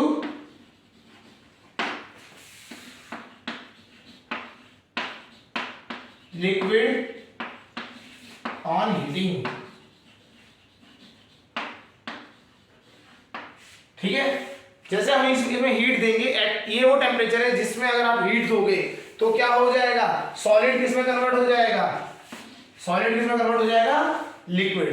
clear है, तो ये आपकी डेफिनेशन होगी पेनल्टी की, ठीक है। इसे पॉइंट्स लिखते हैं, जो हमने 3 पॉइंट्स बताए थे। क्या होता है, eight this temperature, eight this temperature, इस टेम्परेचर पे solid and liquid, solid and liquid को एग्जिस्ट, दोनों की दोनों मिलती हैं। ये दोनों की दोनों मिल सकती हैं, यहाँ पे आपको बर्फ भी मिल जाएगा, पानी भी मिल जाएगा। इसी तरीके से अगर आप कोई चीज सब्सटेंस आप बात कर रहे हो तो मेल्टिंग पॉइंट पे क्या होगा, आपको अगर आयरन मेल्ट कर रहे हो तो आधा आयरन भी मिल जाएगा और मेल्टेड फॉर्म में आयरन भी मिल जाएगा, ठीक है, दोनों एग्जिस्ट करेंगे साथ साथ। सेकंड, एट दिस टेम्परेचर, इस टेम्परेचर पे बात करें, with supply of heat,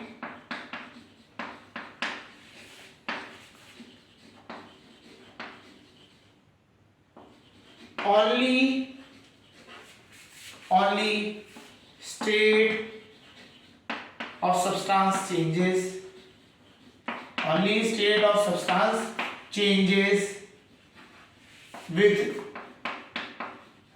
no increase in temperature,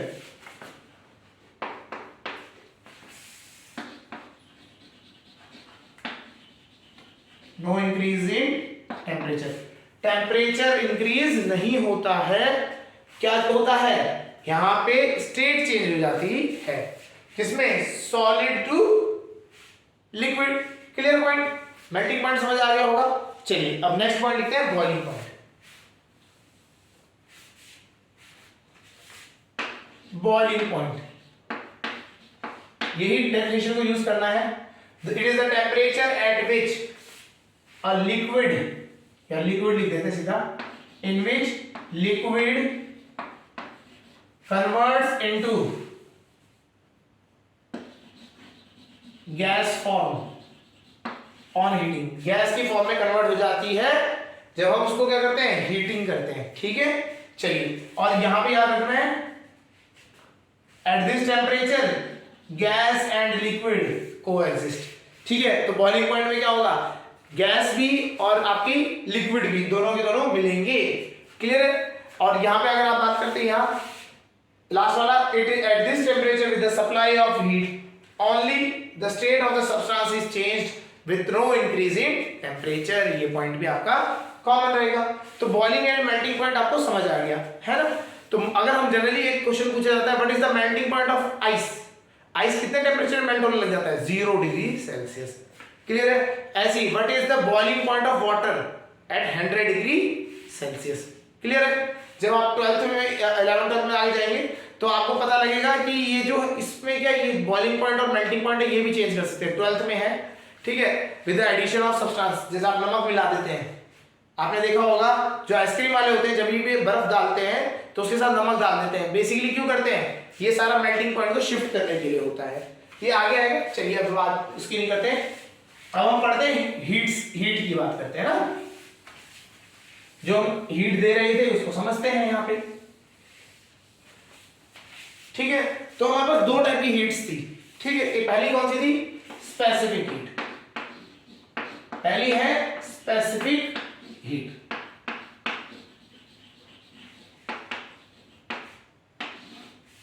specific heat,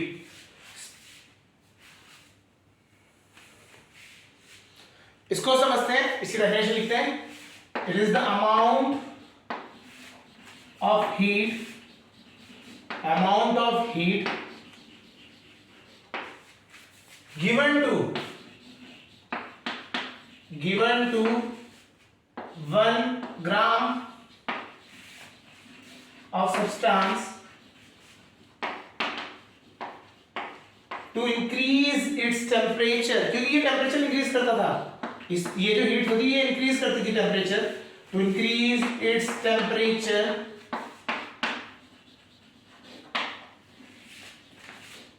by 1 degree Celsius, by 1 degree Celsius. It is the amount of heat given to 1 gram of a substance to increase its temperature by 1 degree Celsius. अच्छा, यहाँ पे थोड़ा सा cautious रहना, हमने यहाँ 1 ग्राम तो बोला है, लेकिन कभी कभी क्या होता है, जब इसी यूनिट जब आप देखोगे तो केजी में लिखा होगा, पर केजी लिखा होता है, जूल पर केल्विन पर केजी, तो तब आप 1 केजी के लिए बात हो रही है, समझ रहे। तो उस टाइम पे आपको यूनिट्स का भी ध्यान रखना है, फिर तो होता क्या है basically definition, the amount of heat required given to 1 gram of substance to increase its temperature by 1 degree Celsius. 1 gram ice ली, उस आइस का 1 डिग्री सेल्सियस टेम्परेचर बढ़ाने के लिए जितनी हीट देनी पड़ेगी उसे क्या कहा जाएगा, स्पेसिफिक हीट। अब इसी तरीके से दूसरी जो हीट होती है वो लिख लेते हैं हम लेटेंट हीट। हमने बात की थी दूसरी लेटेंट हीट थी, तो लेटेंट हीट क्या होती है, द अमाउंट ऑफ हीट, ये भी अमाउंट ऑफ हीट ही है, amount of heat given to change the state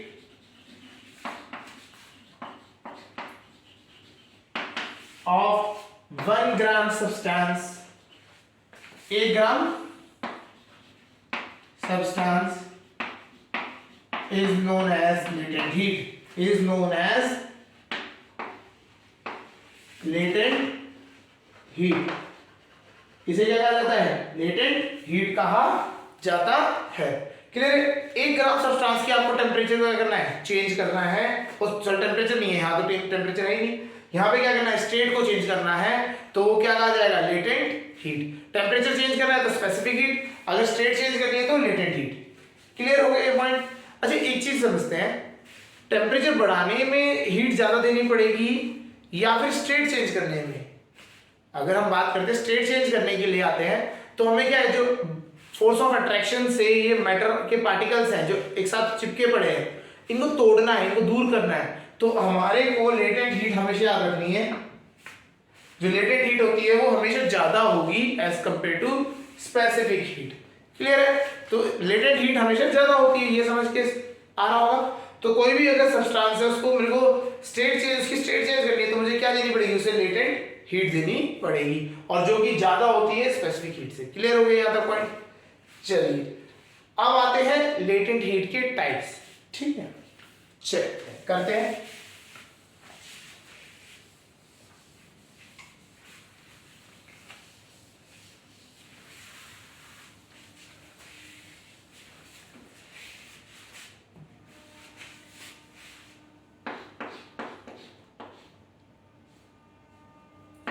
types of latent heat, types of latent heat. Latent heat कितने टाइप की है, 2 टाइप की है। अगर हम बात करें तो लेटेंट हीट 2 टाइप की है। पहली है latent heat of fusion, latent heat of fusion. दूसरी जो है latent heat of vaporisation, heat of vaporisation. Latent heat of vaporisation, एक तो है लेटेंट हीट ऑफ फ्यूजन, दूसरी है latent heat of vaporisation. Fusion क्या होता है, सॉलिड से जब आप लिक्विड में कन्वर्ट करेंगे या लिक्विड से जब सॉलिड में कन्वर्ट करेंगे तब जो लेटेंट हीट यूज होगी उसे क्या कहा जाएगा, लेटेंट हीट ऑफ फ्यूजन कहा जाएगा। और जब आप बोलेंगे कि गैस से आपने लिक्विड में कन्वर्ट कर दिया या लिक्विड को गैस में कन्वर्ट कर दिया, तब जो हीट रिक्वायर्ड होगी वो होगी लेटेंट हीट ऑफ वेपराइजेशन। समझ रहे? तो ये क्या है, latent heat given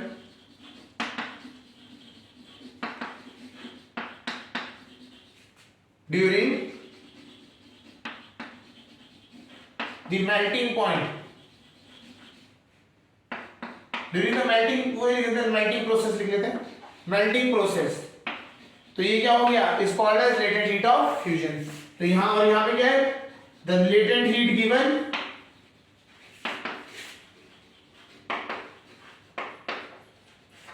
during boiling point, तो ड्यूरिंग बॉइलिंग या vaporisation is called as latent heat of vaporisation.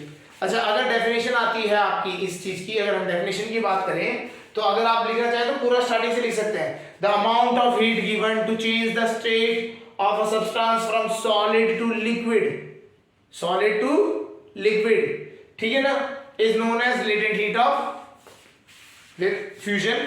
And the amount of heat required to change the state of 1 gram of substance from liquid to gas is known as latent heat of vaporisation. समझ गए? तो आप क्या है, latent heat की definition में ही इसको उसको एक्सटेंड करेंगे तो ये भी बन जाएगी डेफिनेशन। क्लियर है? तो लेटेंट हीट की डेफिनेशन यहां तक लिखेंगे, ठीक है ना, तो उसको लिखना है, उसके बाद एट अ बॉइलिंग पॉइंट पे रहेगा तो क्या होगा, उसे लेटेंट हीट ऑफ वेपराइजेशन कहेंगे। लेटेंट हीट जो है वो मेल्टिंग पॉइंट पे रहेगी तो उसे हम कहेंगे latent heat of fusion. Clear है पॉइंट? चलिए, अब यहां पे से एक कंसेप्ट समझ आना है हमें। एक क्वेश्चन है, क्वेश्चन को पहले क्वेश्चन समझते हैं कि क्वेश्चन कहना क्या रहा है, उसके बाद उसका सॉल्यूशन देखते हैं तो हमें और चीजें कुछ समझ आएगी। एक क्वेश्चन आता है कि जो आपका स्टीम होता है, एक दो केसेस आपके पास, एक है स्टीम भाप at 100 degree Celsius, steam at 100 degree Celsius and water है आपका 100 डिग्री सेल्सियस पे। दोनों के दोनों क्या है, 100 डिग्री सेल्सियस पे है। तो यहां पे क्वेश्चन आता है कि इन दोनों में से विच इज मोर हार्मफुल। अगर आपकी बर्निंग के लिए बात करें, in case of burning steam at 100 degree Celsius is very harmful और वाटर एट 100 डिग्री सेल्सियस, इन दोनों में से कौन सा आपके लिए हार्मफुल होगा। हार्मफुल तो अगर बात करें जलाने की बात है तो दोनों ही हार्मफुल है, बट कौन सा इन दोनों में से ज्यादा है। तो अगर हमने टेम्परेचर टाइम ग्राफ बनाया था तो उसी को अगर हम बात करें, थोड़ा मॉडिफाई कर देते हैं। ये जो टाइम है, टाइम के साथ साथ हीट भी तो बढ़ेगी, जो अमाउंट ऑफ हीट दी गई है वो भी तो है। तो वही हम क्या करते हैं, इसको प्लॉट कर देते हैं ग्राफ को वापस। ये तो था, ये क्या था आपका मेल्टिंग पॉइंट, वो आइस के लिए क्या हो जाएगा 0 डिग्री सेल्सियस, और ये क्या था आपका boiling point 100 degree Celsius. Clear? अब हमारे को जो केसेस मिल रखा है, हमें मिल रखा है ये वाला केस। दिस इज, ये जो पॉइंट है ये कहाँ है, ये गैस वाली कंडीशन है। तो यहाँ पे क्या है, आपको मिलेगी स्टीम मिलेगी एट 100 डिग्री सेल्सियस, ठीक है? क्लियर है? और यहां पे क्या मिलेगा आपको, यहां पे वाटर मिलेगा एट 100 डिग्री सेल्सियस। क्यों? देखें, इधर सॉलिड स्टेट थी, यहां पे सॉलिड प्लस लिक्विड। अगर हम चलो आइस वाटर के लिए ले लेते हैं, यहां आइस है, यहां आइस प्लस वाटर है, यहां पे वाटर है खाली, यहां पे वाटर प्लस स्टीम है, और लास्ट वाले में स्टीम है खाली। तो यही तो केस है। तो हम यहां देख सकते हैं कि वाटर एट 100 डिग्री सेल्सियस इस पॉइंट पे है, स्टीम एट 100 डिग्री सेल्सियस इस पॉइंट पे है। क्लियर है? तो अगर हम बात करें किसमें ज्यादा हीट है, किसके पास ज्यादा अमाउंट ऑफ हीट है, तो यहां से सिंपल देख सकते हैं, स्टीम के पास ज्यादा अमाउंट ऑफ हीट है, वाटर के पास उससे कम अमाउंट ऑफ हीट है। तो जब भी बर्निंग का कंडीशन आता है या फिर जब आप इंटरेक्ट करते हो स्टीम या वाटर से 100 डिग्री सेल्सियस पे, तो होता क्या, वो क्या, अगर हमने गर्म पानी में हाथ डाला तो गर्म पानी अपने अंदर से हीट कहां डाल देगा, आपकी बॉडी पे डालेगा। ये तो होता है। तो अगर आपने स्टीम पे 100 डिग्री स्टीम पे आपने अपना हैंड डाला तो वो ज्यादा अमाउंट ऑफ हीट आपके अंदर ट्रांसफर करेगा as compare to 100 degree water. तो therefore steam at 100 degree Celsius is more harmful than water at 100 degree Celsius. समझ आ गया होगा। तो अगर टेम्परेचर दोनों का सेम है तभी भी हार्मफुल कौन सा है, स्टीम है, क्योंकि उसके पास एनर्जी ज्यादा है देने के लिए, आपको हीट ज्यादा देगी। ठीक है, क्लियर हो गया, यहां तक समझ आ गया। इसी का उल्टा एक क्वेश्चन बन जाता है, वो कैसे है समझते हैं। आइस है आपके पास 0 डिग्री सेल्सियस में, ये भी आइस 0 डिग्री सेल्सियस पे, ठीक है, 0 डिग्री सेल्सियस पे आइस ये है, और वाटर है आपके पास 0 डिग्री सेल्सियस पे। तो यहां पे ये केस कौन सा है, वाटर है 0 डिग्री सेल्सियस में। अगर हम बात करते हैं आइस है 0 डिग्री सेल्सियस में और वाटर है 0 डिग्री सेल्सियस में, तो कौन सा सब्सटेंस जल्दी से आपको ठंडक देगा। ठीक है, अगर हम बात करें कौन सा ज्यादा चीज, अगर कॉमन सेंस है तो बात करें तो आइस, बर्फ आपने रख दी तो बर्फ तो ठंडा ज्यादा करेगी तेजी से ना वाटर के कंपैरिजन में। तो यहां पे कैसे समझ सकते हैं, बेसिकली वहां पे क्या होगा, जब हम बात करें ठंडक की बात हो रही है, देने की बात हो रही है, तो ठंडक देना मींस हीट लेना। आइस तो क्या करेगी, हीट लेगी तब तो ठंडक पहुंचाएगी हमें, तो हीट लेने की बात हो रही है। तो किसके पास ज्यादा कैपेसिटी है हीट लेने की, देखिए आइस तो यहां पे पड़ा है और वाटर यहां पे है, किस अगर है तो वाटर के पास तो पहले से हीट ज्यादा है, तो क्या होगा, वाटर उतनी ज्यादा तेजी से हीट नहीं लेगा जितनी तेजी से आइस ले लेगा। क्लियर हो गया, नहीं हो गया। तो आइस क्या करेगा, जल्दी से कूल करने की टेंडेंसी रखता है। क्या होता है, अगर आप जैसे गर्मियों में अगर आप देखें तो लोग क्या करते हैं, मतलब आइसी वाटर रखते हैं, पानी में बर्फ मिला के दे देते हैं ना, तो क्या होता है, ज्यादा ठंडा कर देता है। क्लियर हो गया, चलिए ये टॉपिक समझ आ गया होगा। मेन चीज है वो स्टीम वाला कंसेप्ट ज्यादा समझ आना चाहिए कि कौन सा ज्यादा एनर्जी होती है, किसके पास ज्यादा एनर्जी होती है, क्योंकि ये लेटेंट हीट का कंसेप्ट है यहाँ पे, लेटेंट हीट। तो यहाँ पे लेटेंट हीट का कंसेप्ट आ जाता है, तो इसी वजह से ये इंपॉर्टेंट हो जाता है। क्लियर है, तो हमने यहाँ पे टेम्परेचर का इफेक्ट समझ गए। अब आते हैं सेकंड केस जो था हमारे पास, बाय प्रेशर। सेकंड केस क्या है, बाय प्रेशर। जब हम बाय प्रेशर की बात करेंगे तो हमें एक टॉपिक समझना पड़ेगा, दैट इज कंप्रेसिबिलिटी।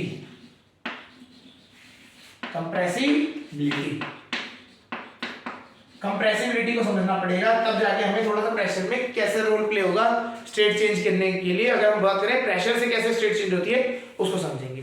कंप्रेसिबिलिटी क्या होता है, द एबिलिटी, कंप्रेसिबिलिटी क्या है, the ability of a substance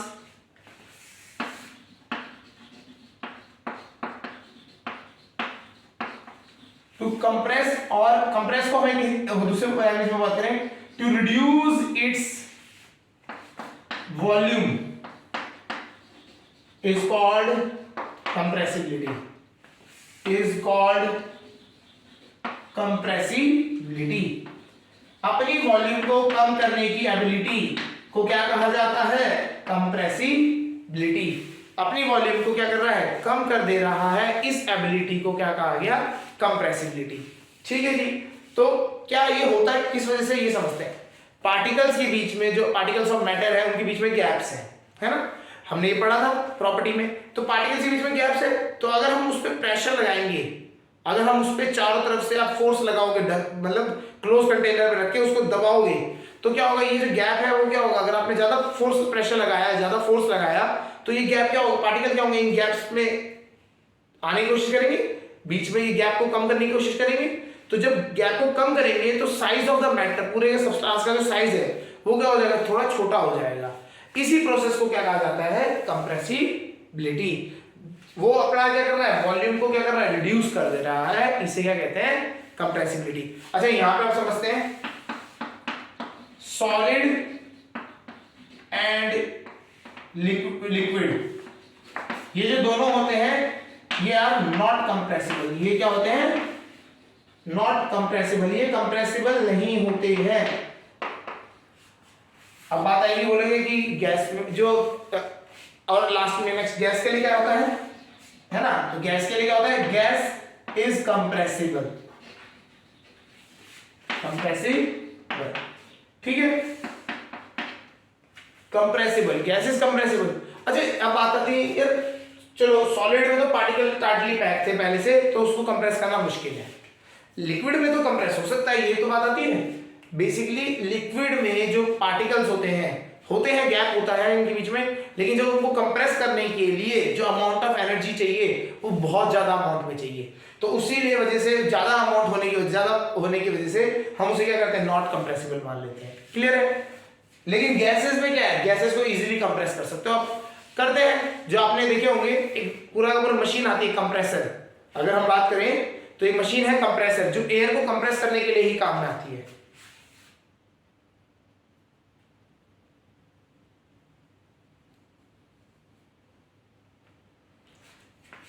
जो एयर को कंप्रेस करने के ही काम में आती है, ठीक है। तो कंप्रेसिव, ये समझ आ गया होगा। कंप्रेसिबल कौन होते हैं, गैसेस ही कंप्रेसिबल होती है।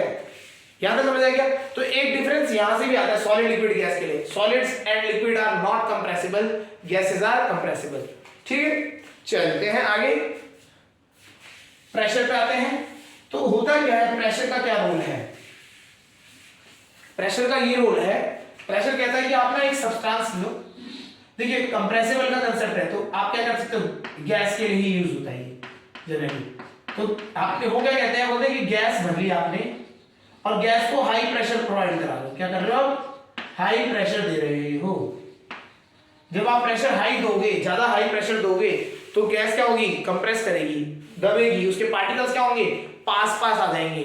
ठीक है, पास पास आने की वजह से, और जब हम प्रेशर को देंगे गैस पे तो पार्टिकल पास पास आ गए, और इसी के साथ अगर हम हल्का सा टेम्परेचर कम कर दें तो क्या हो जाएगा, जो इसके साथ लिख देते हैं, प्रेशर डाल दिया प्लस लोअरिंग टेम्परेचर, टेम्परेचर को हल्का सा लो करना है, हल्का टेम्परेचर क्या करना है, कम कर देना है।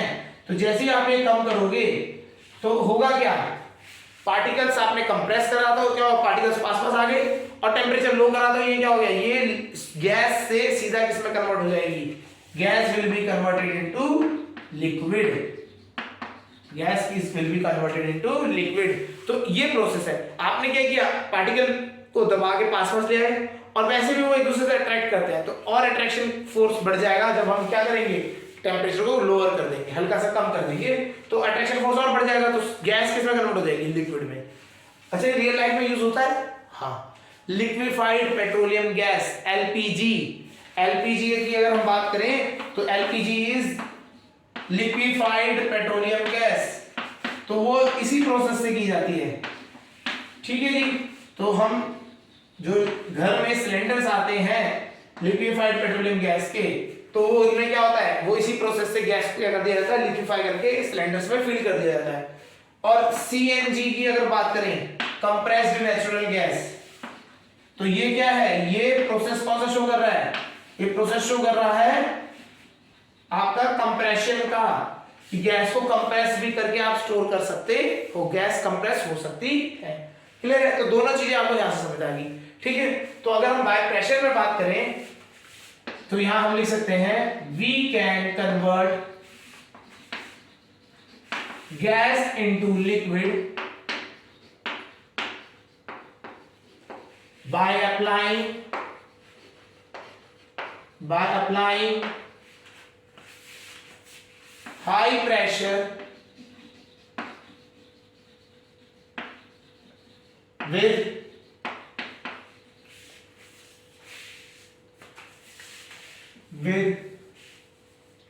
lowering of temperature। टेम्परेचर भी आपको क्या करना पड़ेगा, कम करना पड़ेगा।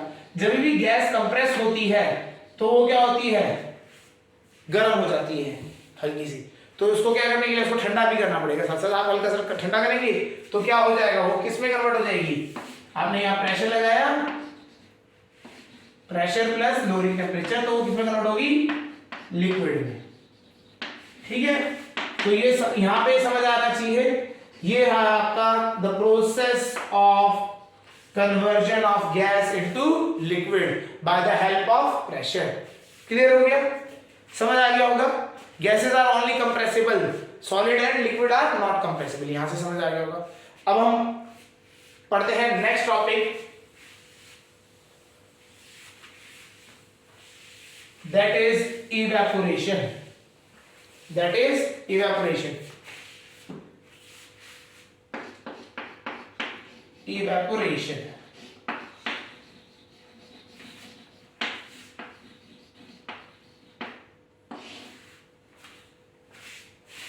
इवेपोरेशन समझते हैं। यहां पे अगर हम बात करें, हमने एक वेपराइजेशन प्रोसेस पढ़ा है, हमने वेपराइजेशन प्रोसेस तो पढ़ा है, इसके साथ इवेपोरेशन का कंसेप्ट क्या है? इवेपोरेशन और वेपराइजेशन सेम नहीं होता क्या? नहीं होता, ये दोनों के दोनों क्या है? डिफरेंट है, लेकिन जो लास्ट रिजल्ट्स हैं वो सेम है। क्या मतलब समझ आया? नहीं समझाते हैं कैसे, देखिए। It is the process of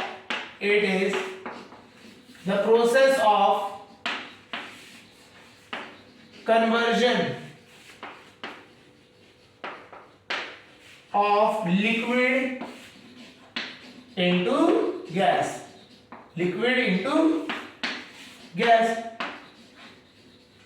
यही तो पढ़ा था हमने वेपराइजेशन में। अगर हम वेपराइजेशन की बात करें तो हमने यही तो पढ़ा था। डिफरेंस कहाँ है? कहीं भी नहीं है। डिफरेंस इसके बाद है, अभी तक कोई डिफरेंस नहीं है। वेपराइजेशन की डेफिनेशन यहीं पे खत्म हो जाती है, लेकिन इसके आगे कब जाती है? इवेपोरेशन वाली। इवेपोरेशन क्या कहता है? It is the process of conversion of liquid into gas below boiling point. ये होता तो है, ये सब कुछ कब होता है? Below boiling point. Boiling point से नीचे होता है, बॉइलिंग पॉइंट तक नहीं पहुंचता आपका लिक्विड। ठीक है, क्लियर? चलिए स्टार्ट करते हैं। कैसे होता है, क्या समझते हैं। इवेपोरेशन में क्या होता है समझिए, यहां पे थोड़ा सा समझते हैं। इवेपोरेशन में आप लिक्विड को किसी सरफेस पे डालोगे। ये आपने लिक्विड को क्या कर दिया? एक सरफेस है, इस सरफेस पे आपने क्या कर दिया? लिक्विड को डाल दिया। ये लिक्विड है, ठीक है। अब ये इवेपोरेशन प्रोसेस को याद रखना। यहां पे एक स्टार बना के लिख देते हैं। It is an endothermic process होता है। एंडोथर्मिक प्रोसेस का मतलब क्या होता है कि ये प्रोसेस में हीट क्या होती है? इसको मिलती है। मतलब इसमें क्या होता है? हीट देनी पड़ती है। इवेपोरेशन कब होगा? जब उसमें हीट देनी पड़ेगी। तो होता क्या है? ये जो सरफेस है आपका, ये क्या करता है? ये अपने अंदर से हीट दे देता है, हल्की हल्की। किसको देता है? लिक्विड को दे देता है। लिक्विड को हल्की हल्की ये जो हीट्स है नीचे से हीट दे देता है। किसमें दे देता है? लिक्विड में दे देता है। ठीक है, तो यहां पे हमने क्या है? Heat from surface. सरफेस से क्या जा रही है? हीट जा रही है। ठीक है, तो अगर हम बात करें सरफेस से हीट ये गई आपकी लिक्विड में, तो होगा क्या? ये लिक्विड जो है इस हीट को लेके इवेपोरेट हो जाता है, वेपर्स बन जाता है। ये है प्रोसेस ऑफ इवेपोरेशन। अब इसमें क्या हुआ? ये अगर आप बात करें डे टू डे लाइफ में, हाँ होता है। अगर आप देखेंगे पोछा मारते हैं, पानी स्पिल करा, पोछा मार दिया, हो गया।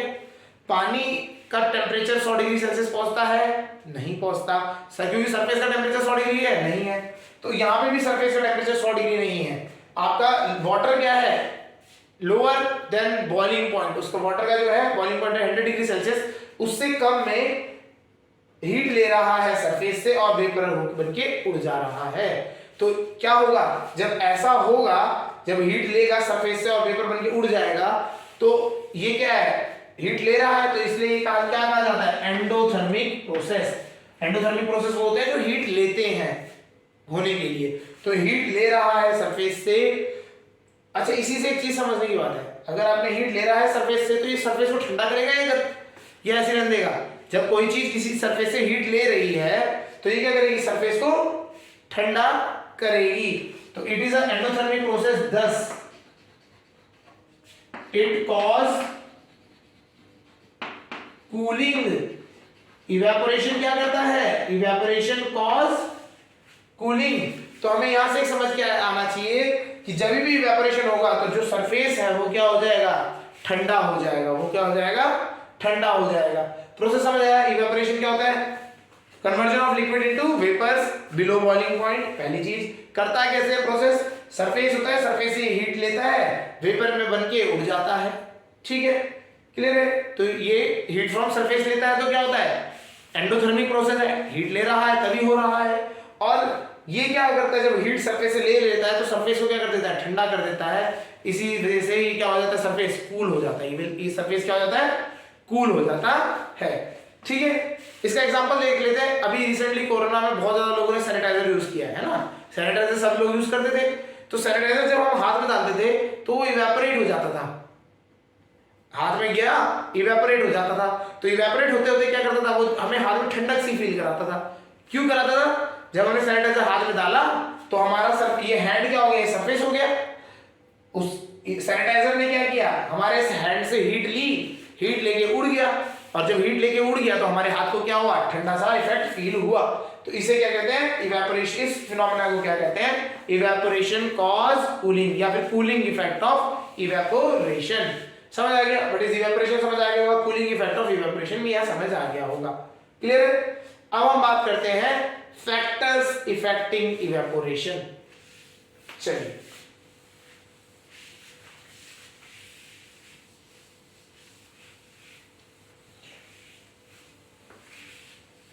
इवेपोरेशन होता तो है, चलिए हमें ये तो समझ आएगा इवेपोरेशन होता है, लेकिन इवेपोरेशन ना कितनी तेजी से हो रहा है उसको समझते हैं। Factors affecting rate of evaporation, rate of evaporation, factors effecting rate of evaporation. Evaporation की जो रेट है उसको, जो फैक्टर्स इफेक्ट करते हैं उसको हम समझते हैं कि फैक्टर जो है किस तरह, कौन कौन से फैक्टर हैं जो रेट ऑफ इवेपोरेशन, मतलब इवेपोरेशन तो हो रहा है वो तेजी, और उसको तेजी से हो रहा है या स्लो हो रहा है, उसको हम कैसे कंट्रोल करते हैं वो देखते हैं। पहला फैक्टर है टेम्परेचर। टेम्परेचर की केस में बात करते हैं। ये क्वेश्चन सिंपल अगर देखते हैं, कपड़े अगर हम बात करें, धोते हैं कपड़े, तो कपड़े सर्दियों में आसानी से सूखते हैं या गर्मियों में आसानी से सूखते हैं। क्वेश्चन ये सिंपल है, सर्दियों में कपड़े सुखाना आसान होता है या गर्मियों में सुखाना आसान होता है। सिंपल आंसर होगा गर्मियों में। गर्मियों में क्या है, आप इसको रखते हो जल्दी से सूख जाते हैं। क्यों सूखते हैं, बिकॉज टेम्परेचर क्या होता है, हाई होता है। इसका मतलब समझ रहे हो, जब टेम्परेचर इंक्रीज करेगा, जब टेम्परेचर इंक्रीज करेगा तो रेट ऑफ इवेपोरेशन क्या हो जाएगा, बढ़ जाएगा। इवेपोरेशन भी क्या हो जाएगा, रेट ऑफ इवेपोरेशन इंक्रीजेस। ठीक है, तो जितना ज्यादा टेम्परेचर बढ़ेगा उतना ज्यादा रेट ऑफ इवेपोरेशन बढ़ेगा। ज्यादा गर्मी होगी तो जल्दी से इवेपोरेशन होगा। गर्मियों में इसलिए पोछा भी आसानी से सूख जाता है, जल्दी सूख जाता है। क्लियर है। तो गर्मियों में टेम्परेचर बढ़ेगा, रेट ऑफ इवेपोरेशन बढ़ेगा। तो पहला फैक्टर कौन सा है, टेम्परेचर में। टेम्परेचर के साथ साथ रेट ऑफ इवेपोरेशन बढ़ता है। ठीक है। Second, surface area. Surface area, अगर हम बात करें सरफेस एरिया बढ़ रहा है तब क्या होता है। अच्छा, अब तो पानी स्पिल हो गया, सपोज करिए स्पिल हो गया ग्राउंड फ्लोर पे या फिर फ्लोर पे स्पिल हो गया पानी, तो उसको क्या करते हैं, सुखाने का एक पर्पस होता है, एक तरीका करते हैं, क्या करते हैं, हम उसको स्प्रेड कर देते हैं पूरे कमरे में। जैसे अगर आपका ये फर्श है, आपका यहाँ पे पानी गिरा है इतने में, तो ये क्या करते हैं, हम इसमें मॉप लेते हैं और इसको सारी जगह पे स्प्रेड कर देते हैं। जैसे यहाँ पर पानी है, ये पूरे एरिया में स्प्रेड कर देंगे। फैला देंगे, नहीं फैला देंगे, फैलाने से क्या होगा, इसका सरफेस एरिया बढ़ जाएगा, और जैसे ही सरफेस एरिया बढ़ेगा इवेपोरेशन का रेट क्या हो जाएगा, बढ़ जाएगा। ठीक है, तो हमें यहां से समझ आया, तो सरफेस एरिया जब इंक्रीज होता है तो रेट ऑफ इवेपोरेशन भी क्या हो जाता है, इंक्रीज हो जाता है। Rate of evaporation increases. ठीक है, रेट ऑफ इवेपोरेशन आपका क्या कर जाता है, इंक्रीज कर जाता है। ठीक है जी। चलिए थर्ड पॉइंट, थर्ड फैक्टर जिस पे डिपेंड करता है, तो इसका एग्जांपल भी समझते चलते हैं। जैसे हमने बोला मॉप लगाते हैं मतलब पोछा लगाते हैं हम, तो क्या होता है सरफेस एरिया बढ़ा देते हैं और आप क्या होता है रेट ऑफ इवेपोरेशन बढ़ जाता है। इसी तरीके से जब कपड़े सुखाते हैं तो कपड़ों को फैला के रखते हैं, फैलाने से क्या होता है उसका सरफेस एरिया इंक्रीज हो जाता है और सरफेस एरिया इंक्रीज होने के साथ साथ क्या होता है आपका रेट ऑफ इवेपोरेशन इंक्रीज हो जाता है। समझ आ गया? तो ये एग्जांपल्स है, प्रैक्टिकल लाइफ के एग्जांपल्स है, तो ये सारे समझ आ जाना चाहिए इजीली। अगला क्या है, नेक्स्ट इज विंड स्पीड।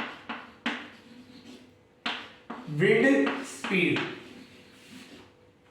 सुबह सुबह हम सो रहे हैं, गर्मियों के दिन है अच्छे खासे, सुबह आप बेड पे पड़े हैं, कोई टेंशन नहीं, सब कुछ फ्री, मम्मी लोग आएंगे या सफाई करने का झाड़ू लगाने टाइम आएगा तो पंखा बंद, पंखा बंद, गर्मी में हालत बुरी। फिर उसके बाद क्या करेंगे, जब वो पोछा लगा देंगे झाड़ू के बाद, वो पंखा चला के फुल स्पीड में करके चले जाएंगे।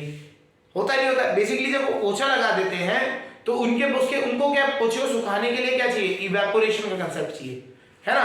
पानी जल्दी इवेपोरेट होगा तो इतना अच्छा है। तो वो क्या करते हैं, विंड स्पीड बढ़ा देते हैं। विंड स्पीड बढ़ा दी मम्मी लोगों ने, पंखा चला दिया, विंड स्पीड बढ़ गई। विंड स्पीड बढ़ते ही क्या हुआ, रेट ऑफ इवेपोरेशन क्या हो गया, इंक्रीज हो गया। तो यहाँ पे क्या लगा रही है, वो फिजिक्स लगा रही है कि भैया हमें रेट ऑफ इवेपोरेशन बढ़ाना है, तो हम रेट ऑफ इवेपोरेशन बढ़ाने के लिए क्या करेंगे, विंड स्पीड बढ़ा देंगे। यही चीज होती है जब आप गर्मियों में खेल के आते हैं, घर में आए पसीना सुखाना, तो क्या करते हैं, पंखा ऑन कर देते हैं। पंखा ऑन कर दिया तो आपके पसीने जल्दी सूख जाते हैं, रेट ऑफ इवेपोरेशन बढ़ जाता है। क्लियर हो गया? इसी तरीके से जब गर्मियों में हल्की हवा चल रही होती है तो कपड़े जल्दी सूख जाते हैं, because of rate of evaporation. Clear है? इंक्रीजेस। पहला हो गया। Last next is humidity. Humidity, humidity, humidity की बात आती है। ह्यूमिडिटी अगर हम समझे, ह्यूमिडिटी होता क्या है, humidity is defined as the amount of water vapour, it is defined as amount of water vapour present in our surrounding.